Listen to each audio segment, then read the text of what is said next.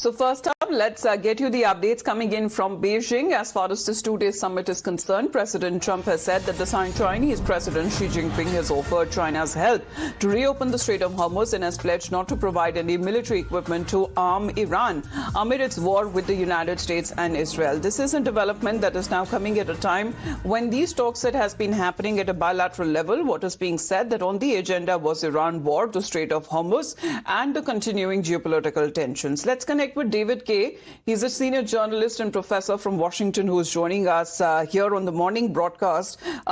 Thank you very much, David, for taking out your time. Please help us understand when we talk about what President Trump has been saying. Is there a settlement as far as China playing the role of a silent mediator in this case? I seriously doubt that. President Xi is in a very strong position here, and Trump is not because of this ill-advised and illegal war. And in diplomacy, you have to parse words very, very carefully. Now, I have not seen the translation of the Chinese readout from this meeting, but notice that Donald said that President Xi said he wouldn't give arms to Iran. He didn't say he wouldn't sell arms to Iran. Now, Donald is not a sophisticated man. I've known and covered him for almost 40 years.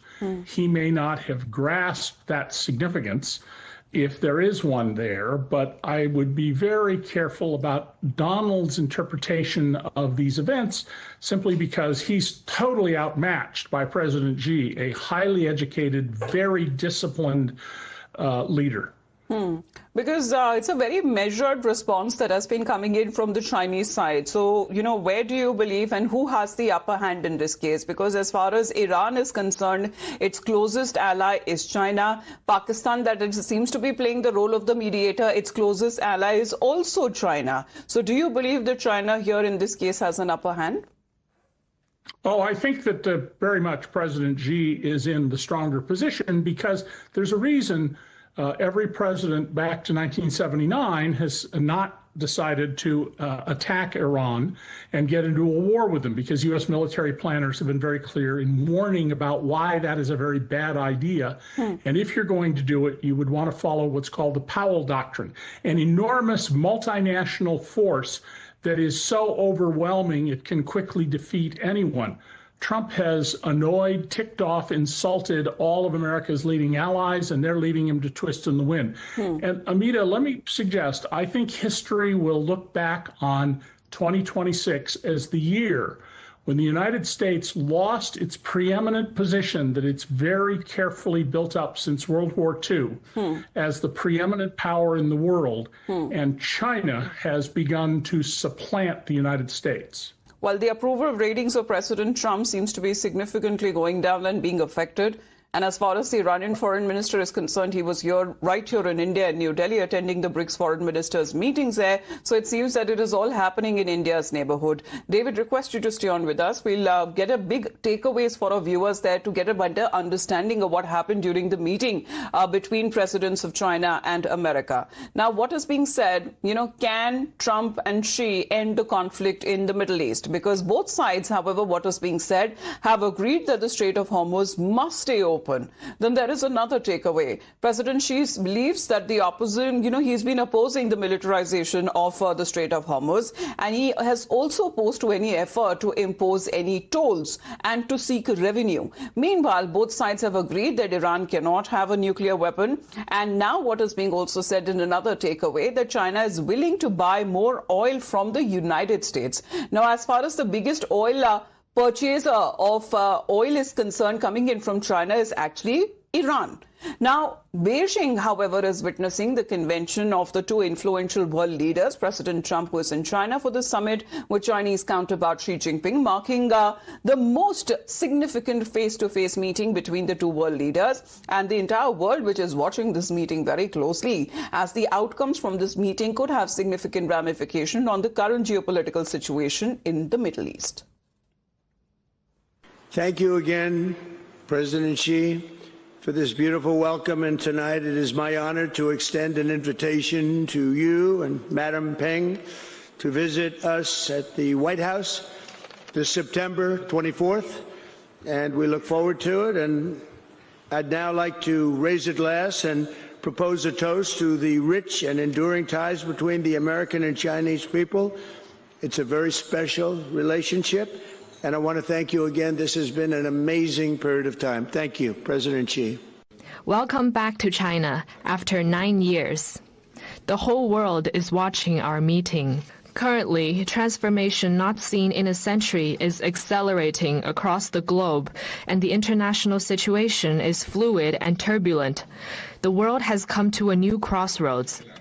Can China and the United States overcome the Thucydides trap and create a new paradigm of major country relations? Now, with this another development after Trump meets Xi in China, there is Marco Rubio, who seems to be warning China against using force on Taiwan, saying that the U.S. policy on Taiwan remains unchanged and the Taiwan takeover would be a terrible mistake.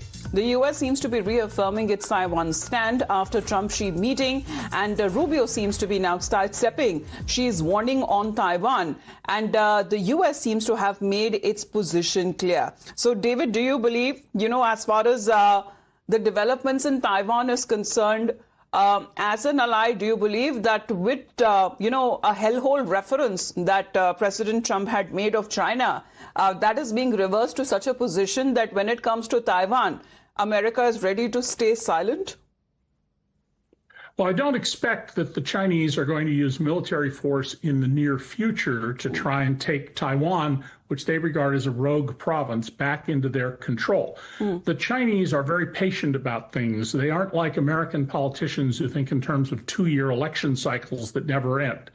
And eventually, the island of Formosa will come back into China and under the thumb of the boot of Beijing. But I don't think that's going to happen in the near future. And if the Chinese were to decide militarily to take it, the U.S. is in a very weakened position now. We used up a great many of our very expensive interceptor missiles, Patriots, et cetera, Tomahawks, as the new national security report that came out today showed. So if the Chinese wanted to act, I don't think the U.S. could successfully at the moment defend Taiwan, but these are two nuclear powers. China is going to acquire Taiwan. But there's been a blunt warning, David, that has come in from China, because it seems to be, coming in from President Xi that any missteps on the sensitive issue of Taiwan could push the two countries into a conflict. Yes, and the Chinese are incredibly sensitive about this. I was lecturing in China some years ago, and I mentioned Hong Kong without saying special district.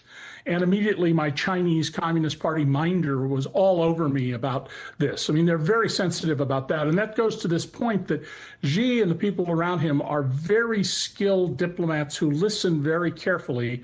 Donald is a blunderbuss. All right. We'll see exactly when it comes to U.S. position on this silent supporter. And will that extend to Taiwan or just be restricted to China in this case? Because more importantly, what we talk about in the shadow of this escalating West Asia conflict is President Trump, Beijing summit that carries a lot of strategic weight. And why are we talking about that? Why these talks matter? Because here President Trump hopes to use China's Iran leverage. And can China act as an honest broker with Iran? Because here the U.S. is now pushing China to nudge Iran on the Strait of Hormuz, and it is U.S. that wants China to help secure a ceasefire. And China seems to be now holding the key as Iran's top oil buyer. So that seems to be something that the U.S. wants to take advantage of, because yes, it's been over 2 months of the conflict, but still there is no peace deal. President Trump seems to say that he is in no rush for that, and back and forth. The counter-peace proposals that have been sent in from Iranian side, President Trump, David, one by one has been rejecting them. So does the U.S. need the help of China? Oh, Donald very much needs the help of China. 3 out of 4 Americans in several different surveys do not approve of Donald's handling of this gratuitous and illegal war. Gasoline prices in America, he promised by now would be $2. They're approaching $5, and I'm sure they will go over $5. And all the effects aren't immediately apparent. Even if the Strait of Hormuz opened today, there will be economic damage 5, 6, 8 months down the road. President Xi is going to tell Trump whatever he thinks will help him deal with Trump. But by and large, his actions, and I'm a believer that journalists should cover what politicians do more than what they say, is going to basically let Donald twist in the wind here. He'll do some cosmetic things. And keep in mind one other thing, Amita. China has enormous oil reserves. I've been writing about this for 15 years now.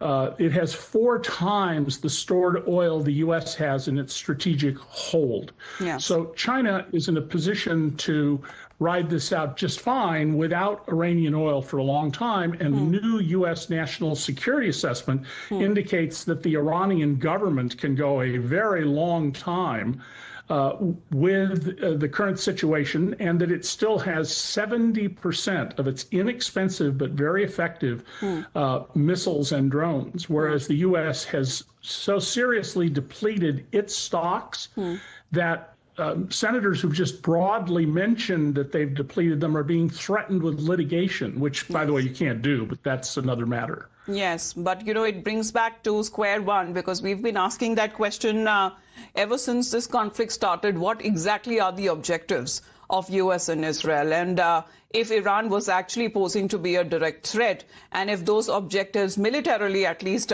speaking, has been achieved on part of the United States. President Trump believes so. However, the story appears otherwise. Thank you very much, David, for taking out your time and for your expert opinion. Thank you very much for joining us here on Times Now. Back after a short.